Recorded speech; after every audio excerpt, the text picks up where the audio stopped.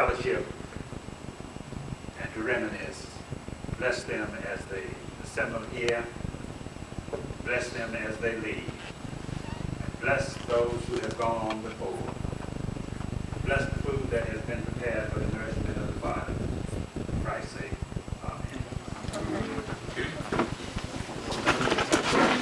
Would you please enjoy the shrimp cocktail located in the middle of the table here, simply said.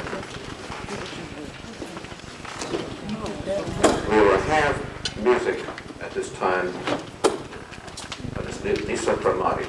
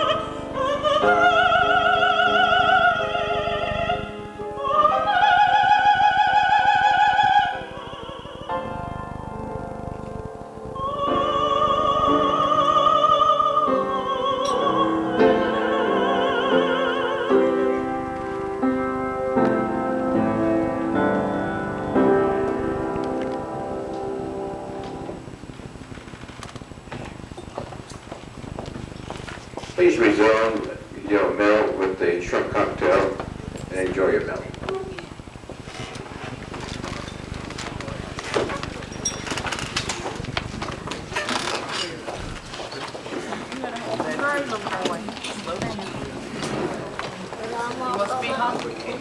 I can't find it.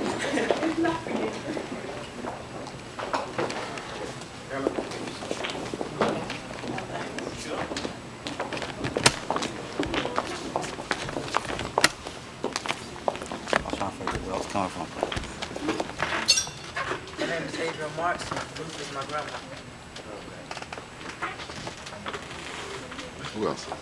It's my baby sister climbing on there. I am the sister of Charles Dedham and the daughter of the late Rosa Dedham. Mr. Smith in the back.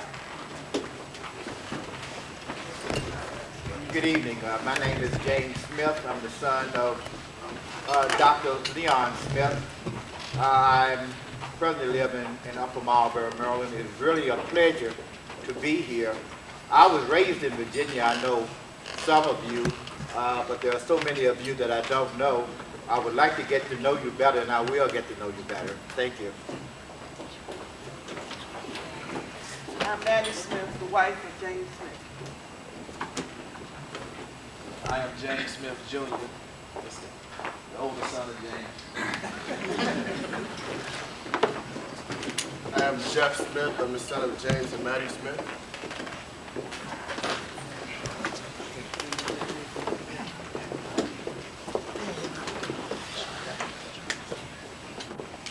Mrs. Street.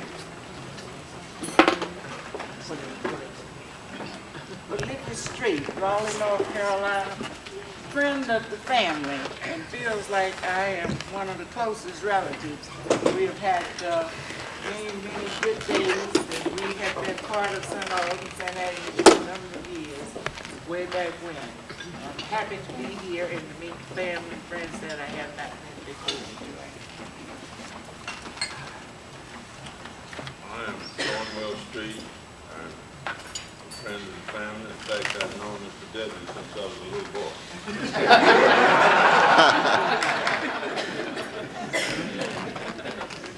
I'm Alex Peebles, a member of Martin Street Baptist Church. I am here covering this for my part-time employee, the Carolinian.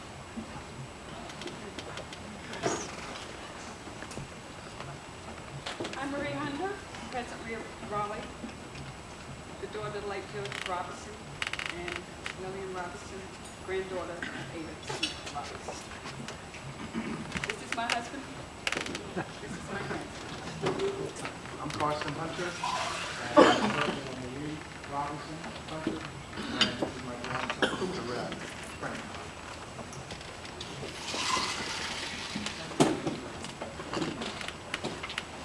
Betty.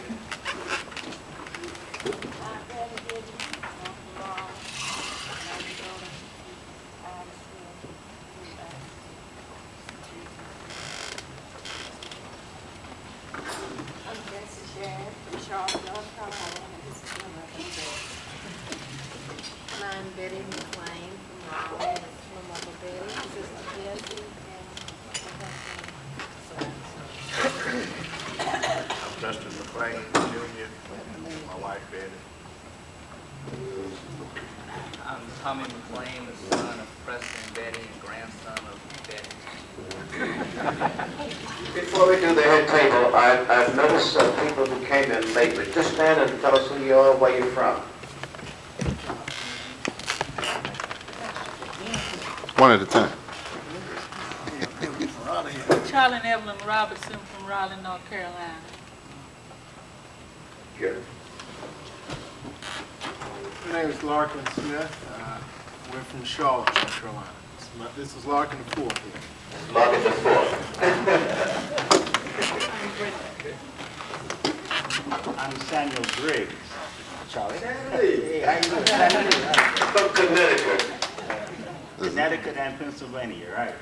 And I'm the great-grandson of Eli Smith. Thank you very much. Good to see you. Before we do the head table, let me tell you something about this reunion. It's been, as you might imagine, loads and loads and loads of fun. I have spoken to more relatives in the last 2 months than you could ever imagine. Somebody called me one night last week and said, "This is Sam Briggs." I said, "Sammy Lee." He said, No, Charlie, I'm not Sammy Lee anymore. I'm Sam Briggs. I'm his friend.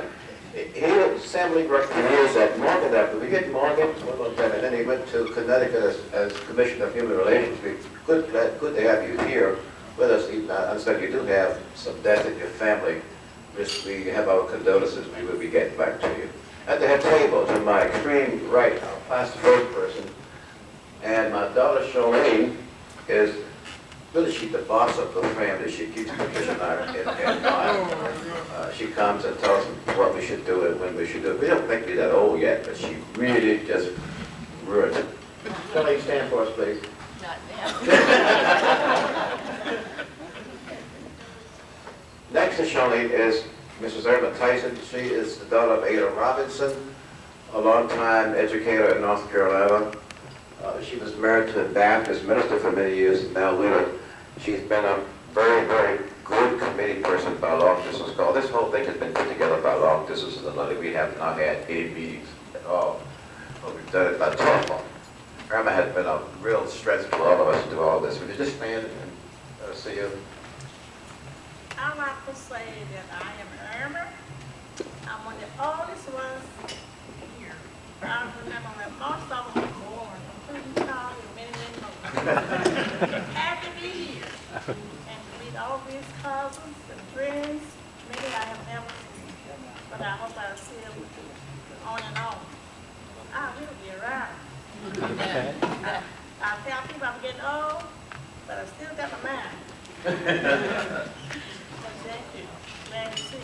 Hope you continue to enjoy as I have. I started this morning with breakfast. I've been going all day. Next lady is my partner and friend and wife for 40-odd years. We have many exciting things together. I said to her, Dale, this is the first time we've been on a family reunion, and I think we're going to get through this thing. And she said, you keep your big mouth until next time. Let's just stand up and see you. Charlie gets himself into all kinds of things. If he would only ask me first. To my left, why don't you just stand and tell us about yourself? My name is Blanco High.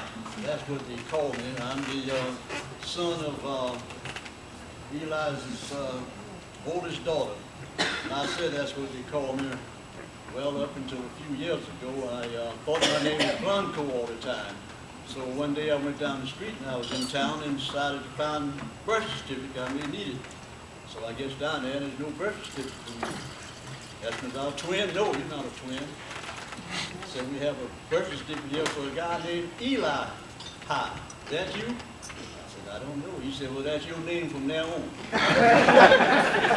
So right there and then we had my name changed to Blanco, what I've been called all my life.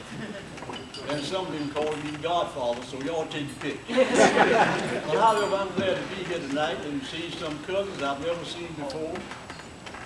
And I thank the master upstairs that I was able to be here and meet you tonight. And I hope in the years come that the younger people behind us will keep this up. And you will come to know your folks and not be strangers to them. And I hope the next year, the year after that, the next year, there's a little fellow peeping around the corner there. I hope when he gets to be an adult, that this will still be going on. And this family blood will go on down the line from now on. I'm glad to see all my cousins I've never seen before. Thank you. And the Smith, Debenham, High, Robinson family for so many years that we don't need to even talk about them in years. He came here to be minister at Mud Tree Baptist way back when we don't tell how long it's going to go, but I was doing something with the junior choir at that time, and he was always the person who brought all other confusion. Over the years, he has married us, he has buried us, he has baptized us, and I just wanted him to be here tonight to be with us so you could all see what we have all come to know as the religious leader of our family. Paul, just stand again and say hello to us. Thank you so much. This is my 49th year as a part of the family, pastor and pastor emeritus, so I'm happy to be here. Thanks, sir. And next to him is Mrs. Johnson, who also is a part of this Johnson Descendants. She's been with Dr. Paul so many years. We'd love to have you here. Thank you so much. Another dear, dear friend, aunt, relative, mentor, teacher, cook, whatever, is Mom Zenobia. She's now like the senior member of the family. She tells everybody what to do and when to do it, and how to do it. And let me just stand and let her say hi to you. She is a delightful person. We've come to just love nobody that does. Let's give her a big hand.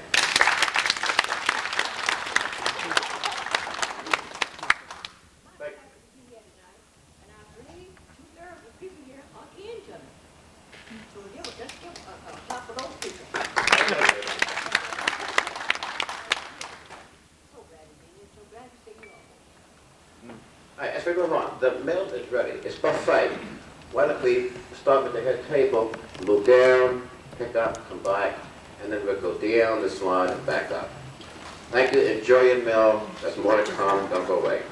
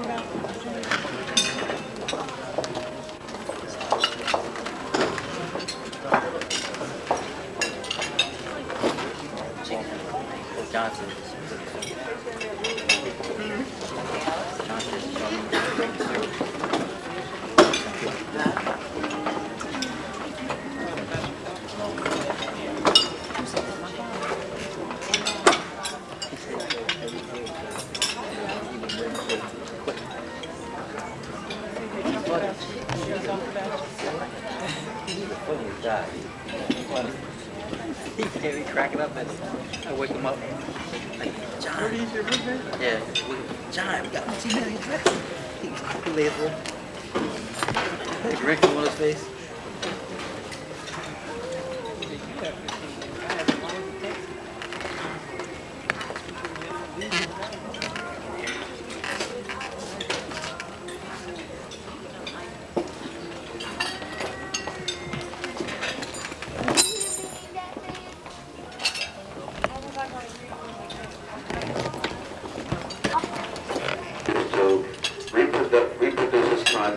And distribute to everybody here a copy of the names of the attendees with the addresses and phone numbers, so you'll have a permanent record of where we live, what we do, and how you can call us.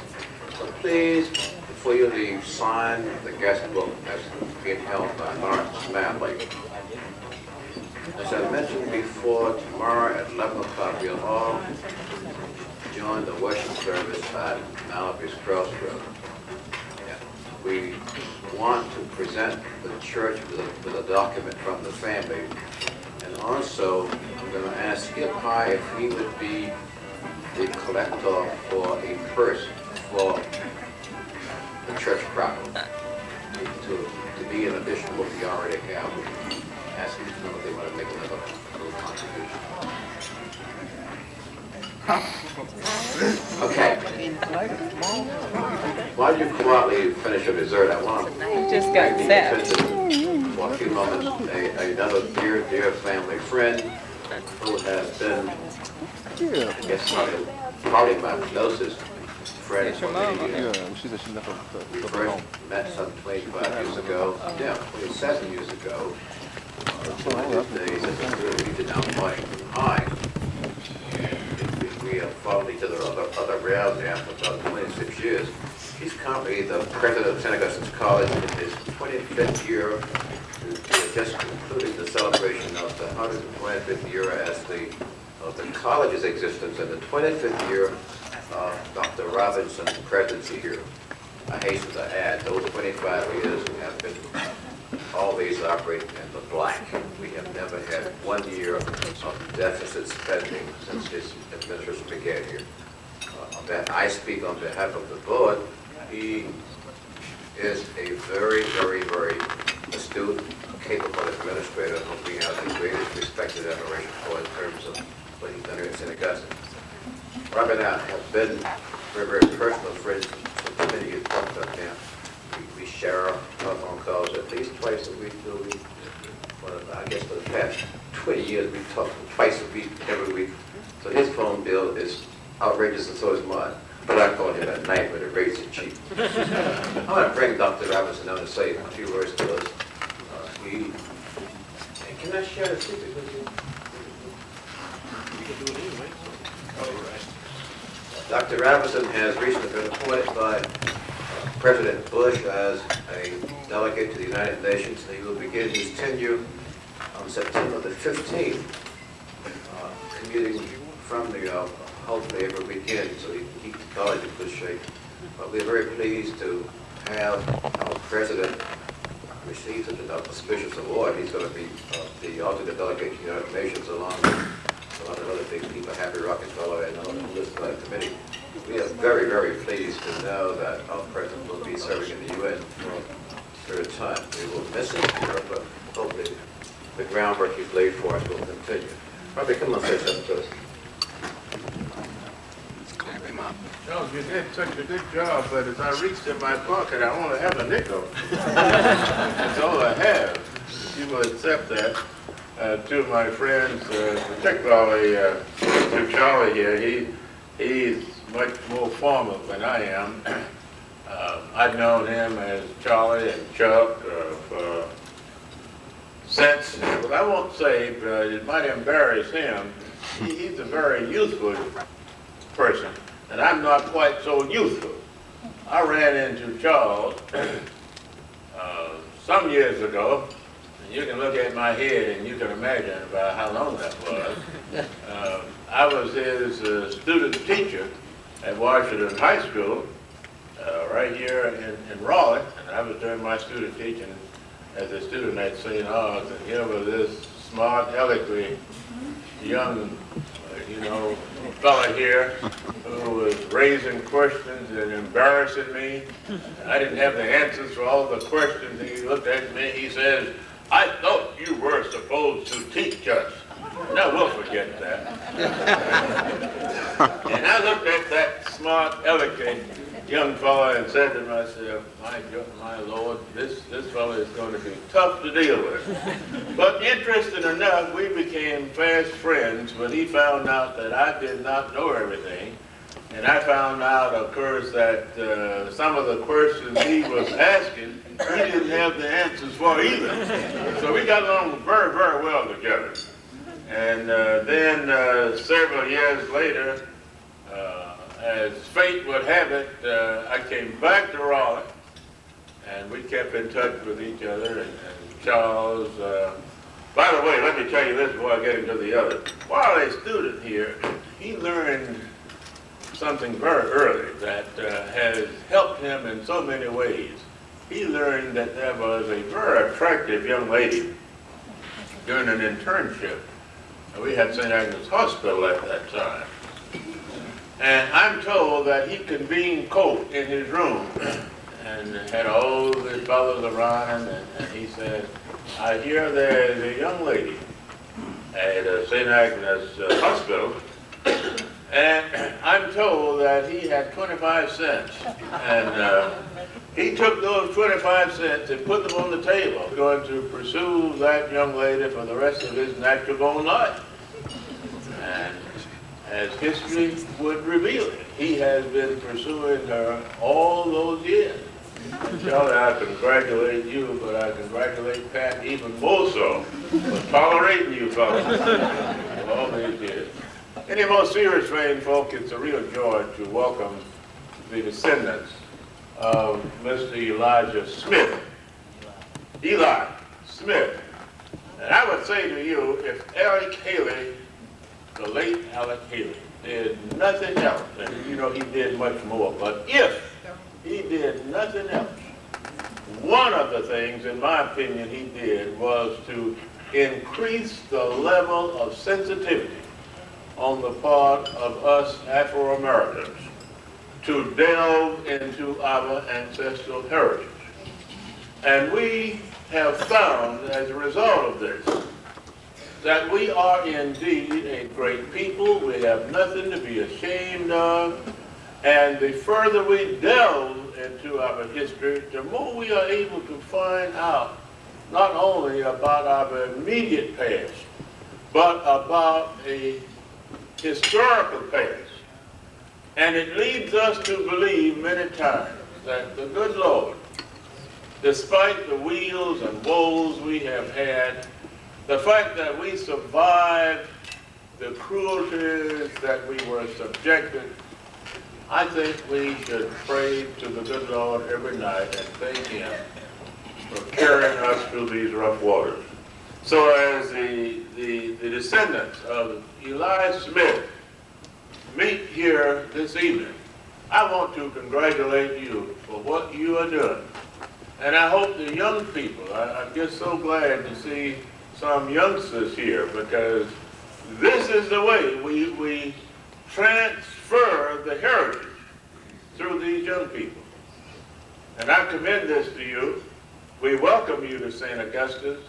Dr. Dedham Charles here has been a member of the Board of Trustees for 24 long years, and one of the most valuable trustees we have on this board. I would just like to say this to you, and I know he's going to get me after the meeting is over, but I will have gone and he'll be running after my shadow. But we were looking around in 1968 for some affluent trustees to come on to this board, because with all due respect to the kind of board I had at that time, it was loaded with a group, a certain segment from our society at that time, unlike Dr. Johnson today, who was loaded with money, they didn't have a lot of money. Dr. Johnson, I said that in good spirit, in case you may add. But it was loaded with a group of Episcopal clergy who are not noted to have money. And frankly, we needed money, among other things. And Charles introduced me to the DuPont family in Wilmington, Delaware. And I can tell you very frankly, as Langston Hughes would have said, life for us ain't been the same since. And I owe him a great gratitude for a whole lot of things, but that's one I want to acknowledge publicly for what he has done for this college. So folks, enjoy yourself. This is your home. This is your college.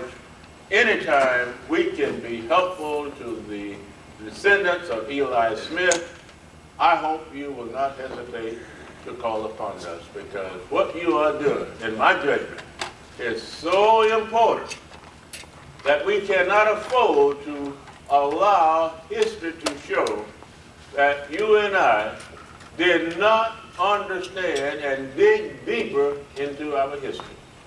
And finally, I would just like to say, and this goes for all of the descendants, but more specifically about Charles, but to other members of the family, but I know him best.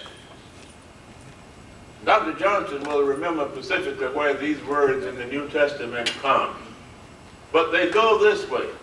The harvest is truly ripe. The labors are few. Let us pray that the Lord of the harvest will send more labors into his vineyard. Many are called, but few are chosen. And I say that in dedication to Charlie, because I think in some ways he's been called, so to speak, to provide service to others. Thank you so much for this opportunity, and welcome here, and have a wonderful evening.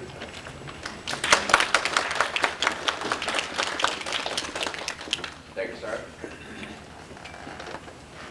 We have a visit from some of you.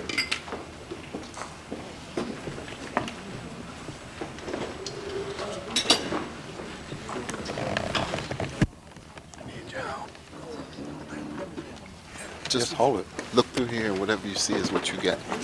Stick your hand through. I gotta go sing. It's running. It's running. It's running. Oh man. If you lean against the wall, give you some stability. Okay, now you can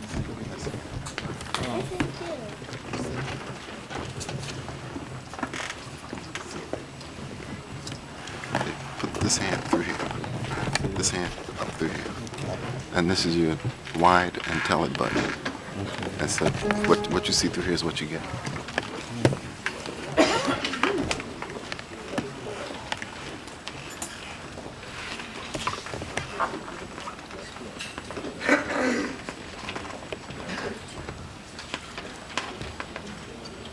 Back at home, we have a group that's called A Joyful Noise, and there are about, I guess when we're all together, about 25 of us or so.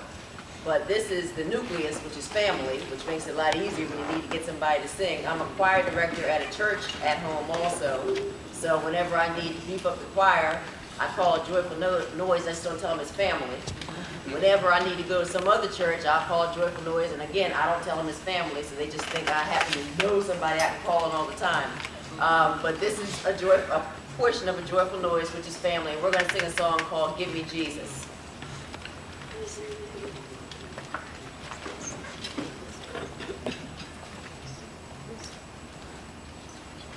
Give me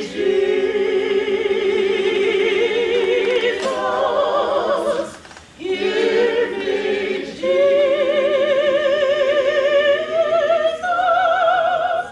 you may have all this world, give me Jesus.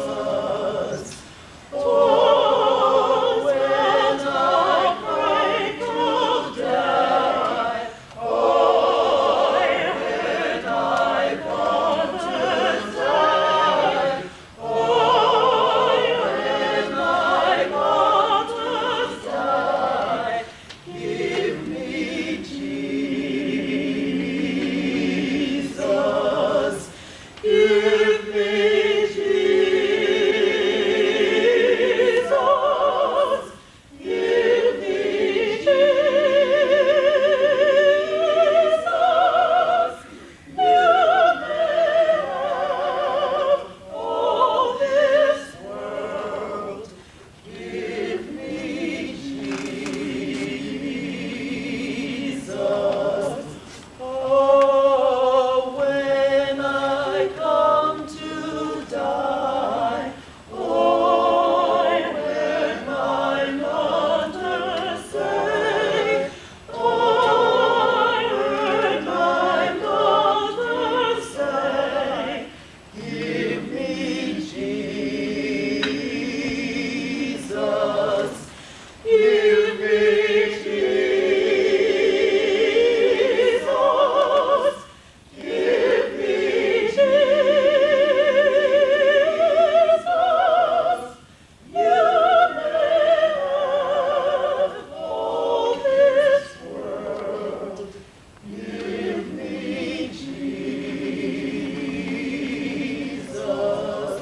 What was my cry? Yes, was my cry. What was my cry? Give me Jesus. Give me Jesus. Give me Jesus. You may have all this world. Give me Jesus. Give me Jesus. Give me Jesus. You may have all this world. Give me Jesus.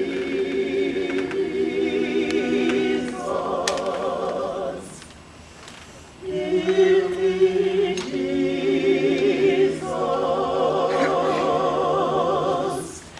Give me Jesus.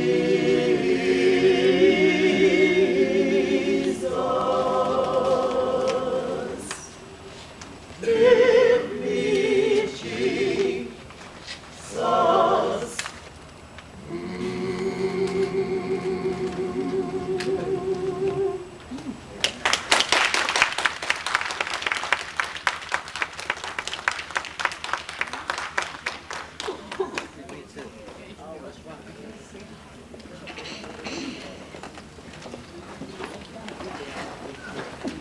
A reading called The Reunion by David Jenkins.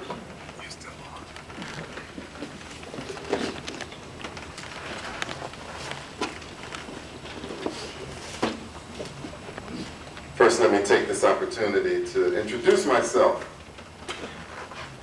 I was giving out name tags and trying to videotape while the other introductions were being made. I am David Jenkins. I am married to Charlene Debnam, daughter of Charles Debnam, son of Rosa Debnam, daughter of, I've got this straight, Rhoda.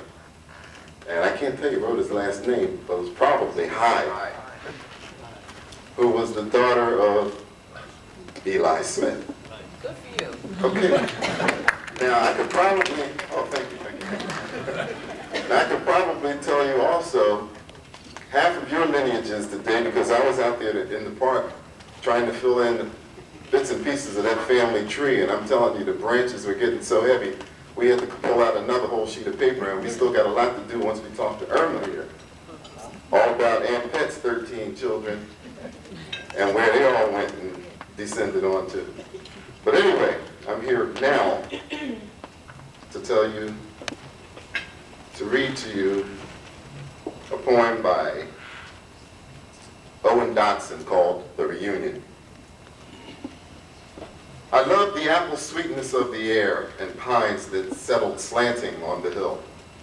Indians old and soft with needles there, where once we stood and both so strangely still.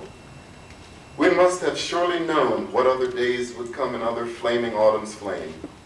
And even though we walk through different ways to different hills, that hill remains the same.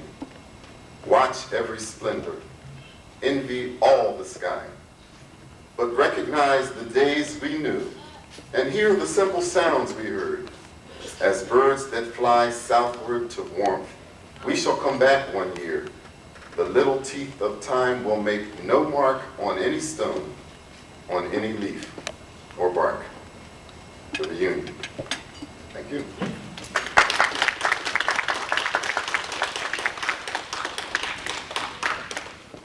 We're going to have a few remarks from, I hate to use the term senior members of the family, but we'll say that what's no more about the family.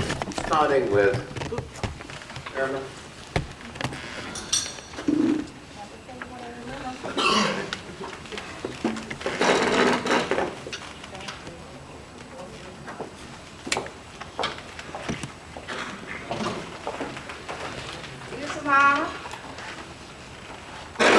Very surprised to say a few words in behalf of my grandfather, Eli Smith.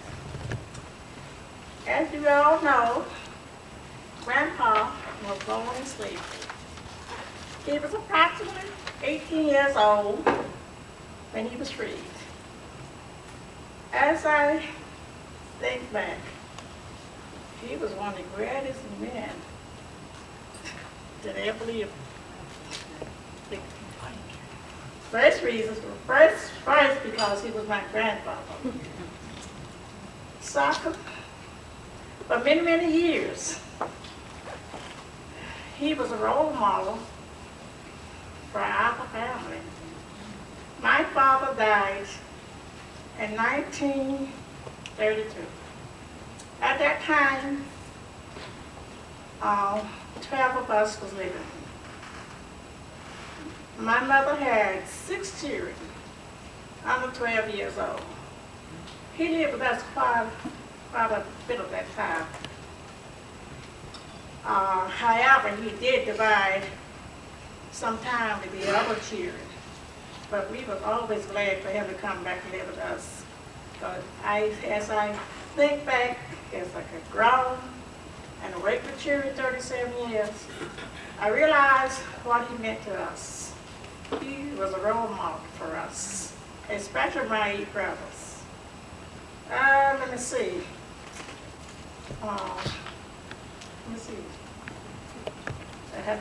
How many was under 12? Those boys was under 12. 4 was 8 and 0. 4 was under 12. And you can realize what he meant to those boys. We want the worst. We want the best. But we're certainly not the worst. And I feel that Grandpa played a very important role in our lives. And we missed him. He he was a fine man. He was a fine man. I just wish you all of you, could do as well as Grandpa did, considering his opportunities and yours. Grandpa lived to be over 100 years old, and not 1 hour was he on social service. Not 1 hour he was that someone had to take care of him. When he died, he had money to be buried with. He was very smart. He accumulated quite a bit of land. He had land enough to give each one of his children approximately 33 acres of land.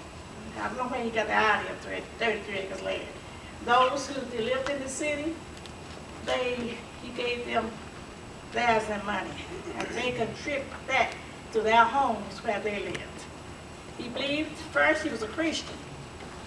He was one of the first members of Marist Crossroad Church.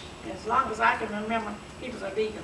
He had a special seat there at the church. He also was members of the Lodges. In those days, they didn't have insurance for black people. He was a member of the Lodges there in the community. He believed in education. He didn't have the opportunity, but he sent his children to Shaw University. In the horse and buggy days, Grandpa said the young guys used to tease him when he drove on the campus in the horse and buggy, and those days don't like the other man, where people have the cars and where the students have the cars. So the guys teased him, asked him with new tree squirrels, joking him. He had 2 sons and a daughter to attend Shaw University. One son was Dr. Leonard Smith, Jimmy's father. He was a medical doctor in South Boston, Virginia. The second son was a pharmacist. He went, I guess, West Tennessee mostly. And one daughter, a teacher in the county system. And I think maybe that's the reason why I attended Shaw University, because I heard so much talk of it. And I'm proud to stand and say that I am proud to be the granddaughter of Eli Smith. I remember very well, in 1941, I applied for a job in Raleigh. At that time, he had his local boards, school boards, and they were all white guys. I went around, talked, asked them to consider me as a teacher in the community. And one man said, I'll never forget it. He says, I don't know you. I know your grandparents. They was good people. I know your parents, and they were good. So you're supposed to be good too. And that's how I got my first job. On the basis of this guy thinking that I should be good because of my parents, grandparents, and parents. My grandfather was an educated person, but he was intelligent enough to live among the whites and the blacks in the community, and they all loved him. And I think he had quite a bit of understanding dealing with them at that time, because his accumulation was good for men of that day. And I just hope that you young guys, with all the opportunities provided for you, I hope that you can get on the fence where he is. Thank you. Nice to meet you all.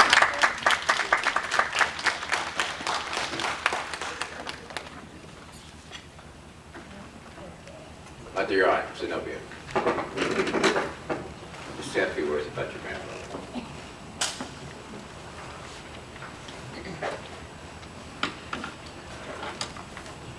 I'm supposed to be on program tonight, but I forgot my speech.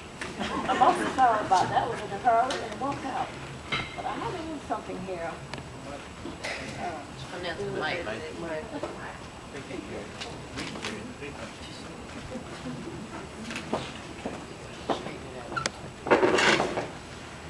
I forgot my speech tonight. But I have another little poem. It's kind of nice. I went into a church last night, as meek could be, when lo, that preacher rose in aim. His sermon straight at me, And while you read it, womankind, I smile behind my fan, for says I, we may be dreadful, but we're good enough for men. It's woman this, it's woman that, and a woman is always to blame. But if a man ever gets into heaven, it'll be a woman that got him there.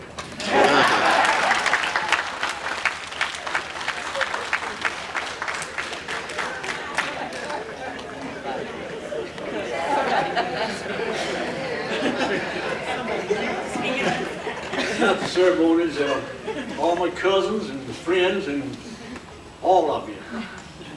I am not much of a speaker, I admit, but I'm a little better than a little boy that I knew that came up, never did speak. Parents was worried about him. He kept going, he wouldn't say a word. So one day he's around 12 years old, and he came running in the house and said, Mama, Mama, Daddy, Daddy, the barn's on fire. So she looked at him and she was so excited she forgot about the barn. She said, son, I didn't know you could talk. Said, well, why didn't you tell us you could talk? He said, well, I've never seen nothing or heard nothing worth talking about. But at my age, I think I've seen a lot to talk about at this stage of the game, especially my grandfather. As Ms. Briggs says, that he was a very unique person. He would spend his time at her house. I don't know about why he left there, but when I was with my uncle, his son, he may get up in the morning and look around. Well, going to Raleigh tonight, hill and high water wouldn't stop him from going to Raleigh. And I guess when he was at her house, he'd get up one morning and said, I'm going to South Boston. And he went. And my uncle was a doctor, and every day he would get a lot of advertisements and letters and everything. He would meet the mailman. He'd stand there sometime, maybe 10 and 12 letters advertising. Pulling out all these letters, and every one's for him, he put in his pocket. Now, he couldn't read. And he come to the house and said, well, there's another name that he gave me, Judge. Judge? I said, yeah, Grandpa, read this. I read it to him. Okay. That went on week after week. He would always know his name on a letter. Then at night come, Judge, how about reading the Bible? I said, all right. So you turn to the 3rd chapter of Matthew over there. That's my favorite one. Reads like this. I found it for him. In those days came John the Baptist preaching in the wilderness of Judea, saying, ye repent ye, for the kingdom of heaven is at hand. I looked at him, what do you want me to read it for? I already know it. But however, I spent a lot of time with him during my high school days, but there was one incident that sticks out in my mind that he would tell me about. He always told me a lot about the slavery time. I recall that he was telling me one night about there had been an auction sale. And this auction sale is we were selling human beings. If some of you young folks don't know what an auction sale was in the slavery time. And, well, man would bid and take a guy, you couldn't do anything about it. And here's his wife over here. But this particular incident, the man was sold. His wife was standing up here. She started crying, raising all kind of sin and everything. And they put the shackles on him and go lead him away to somebody else's farm. So his wife, she said about 7 or 8 months pregnant. And she started hollering, and then Master pushed her back. Get back! And she's still hollering and want to follow him, you see. Get back! So she didn't get back. So he reached down, and I guess you call it a matchet. Matchet, I think that's what you call it now, a big knife. And he struck at her. She did one of these, and this fell and hit the ground. She was 7 months pregnant. I said, well, what happened, Grandpa? She said, she died that night, the girl. I said, what happened to her husband? Nobody knows. That's one of the incidents that stays in my mind, I guess, well, I was just starting in high school, I think. Stays in my mind more than any other incident that he told me about slavery. Now, whether or not any of his other children, grandchildren know about it, I don't know. But that was a lot that he knew, could tell you about slavery. Some things he've told me, I've read it in the history book. But he has a canny memory that I just can't figure it out. And counting, sometimes he'd tell me to start counting, he called some figures. I get my pencil out. "That's so-and-so, ain't it, Judge?" About 2 minutes later, I said, "Yes, sir, that's right." That's right. But I missed him, and he sure put something in my life to live by and think about the rest of my days.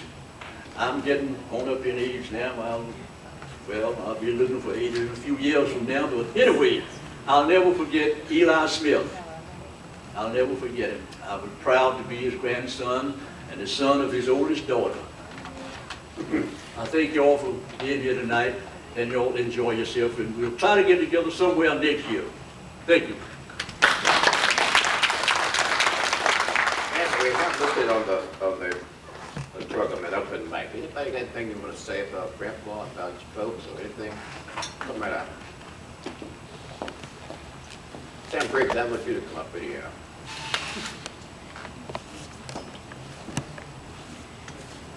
I'm normally very quiet, but thank you, God, for allowing us to come here. All of you here who are under 20 years old, stand up. I can't sit down right now, but AJ, all of you under 20 years old, stand up.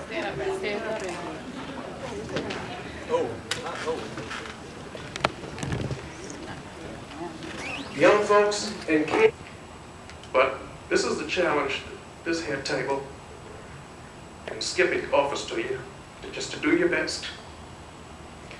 And if you do your very best and trust in God, you will succeed. And I want you to look around to us old folks, and I want you to challenge us. Look around, and I want you to challenge us to make you the very best that you can be. Thank you.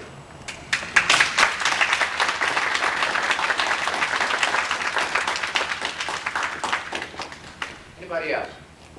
Sam, You want me? I want you to come and say something to us. Wow.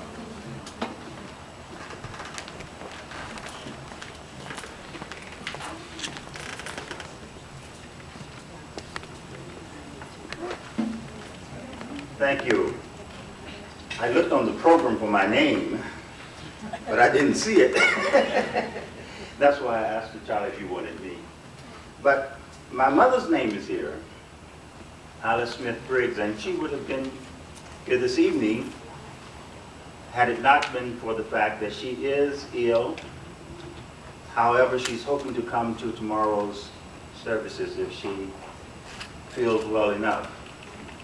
Another reason is that we had a funeral today of one of Eli Smith's grandsons, Aaron Smith, in Durham. And therefore that makes all we are doing just a bit more somber, and you can understand. But it's good to be here. And I'm very proud to be a part of this family. I think when you can be proud to be a part of your family, it means a great deal. Many people are not proud of their families, but we have an awful lot to be proud of. And all of us should stand taller and walk with our heads up and more erect when we leave here because of what we've learned this evening. I've learned some things from Irma and from some of the other speakers, Dr. Robinson, all that I did not know. And I think that's what reunions help us to do, to delve into our history, which is so important. We can know ourselves better when we know from whence we came. So, let's be proud. And you don't have to put on airs, just be proud anyway because you're great. Thank you.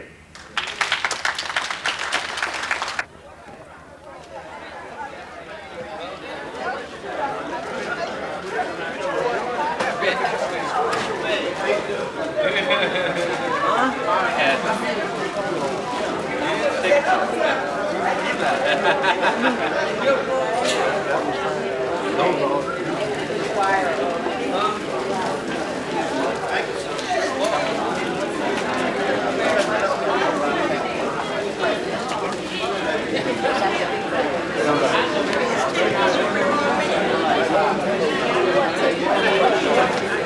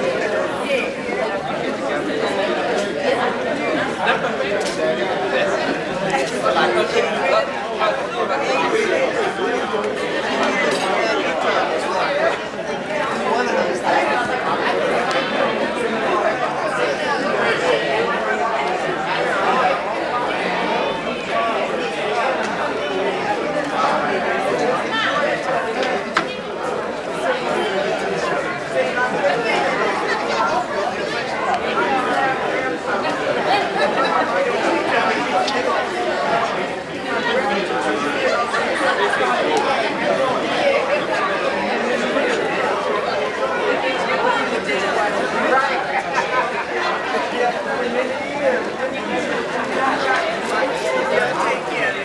every minute of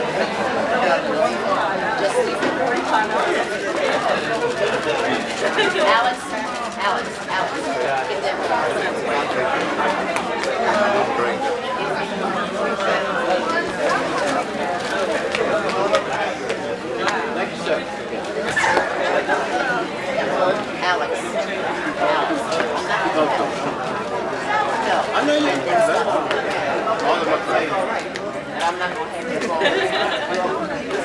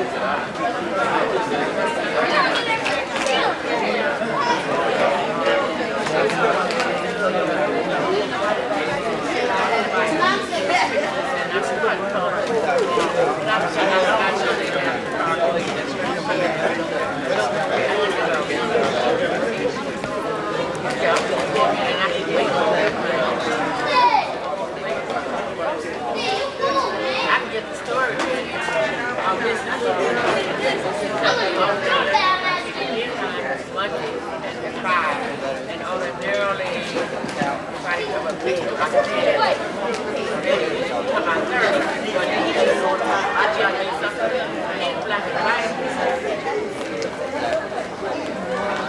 I just want the story, the story. Is that right?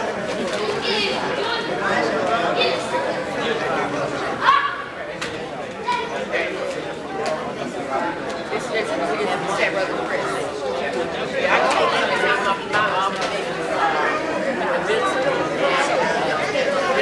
we're down to St. Agnes. Trying to get the food. Maybe it's done.